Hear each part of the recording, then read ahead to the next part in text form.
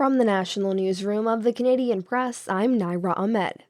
Prime Minister Mark Carney is in Turkey for the NATO Summit, where he's set for a stream of meetings with heads of allied nations. Carney is expected to hold talks with Ukrainian President Vladimir Zelensky and with the leaders of South Korea, Germany, and Norway. That comes on the heels of a major unveiling in Halifax that German-based submaker TKMS will be the preferred bidder for a fleet of new submarines for the Navy, not South Korea's Hanwha.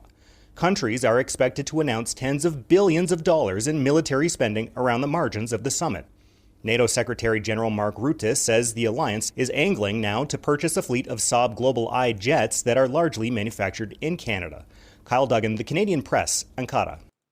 The union representing Canadian auto workers says talks with Ford Motor Company are entering a critical stretch ahead of a July 10th bargaining deadline for a new 3-year deal.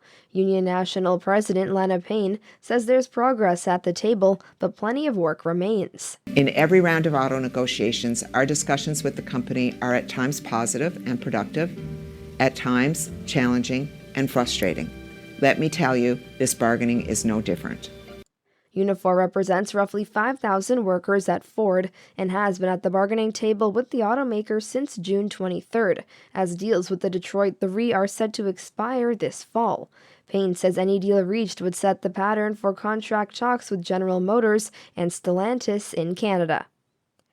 The British Columbia government says it's exploring legal options following the mass shooting where 8 people were killed in Tumbler Ridge. BC Attorney General Nikki Sharma is expected to speak today about options following a deadly shooting in Tumbler Ridge 5 months ago. The attack left 9 people dead, including 18-year-old Jesse Van Rootselaar, whose use of ChatGPT before the shooting is now at the center of multiple lawsuits against OpenAI and Sam Altman. One lawsuit was filed in BC Supreme Court by the guardians of 12-year-old Maya Gabala, who survived being shot in the head. A coroner's inquest has been called, and Ottawa has pledged $200 million for a new high school and healthcare upgrades. David Augustine, The Canadian Press.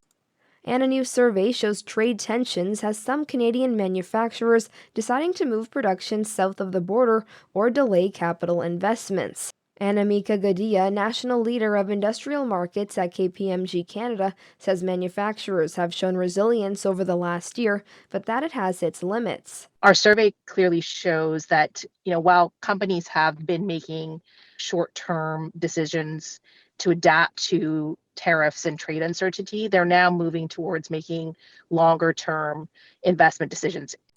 The survey found that 42% of Canadian manufacturers say they have or are considering moving production into the United States. This is the Canadian Press. In sports, the final 2 round of 16 games are scheduled for today, including one in Vancouver, where BC Place prepares to host its final World Cup match. Switzerland and Colombia will square off at the Falls Creek Stadium. Argentina will play Egypt and Atlanta in the other match. Today's winners advance to Saturday's quarterfinal showdown in Kansas City.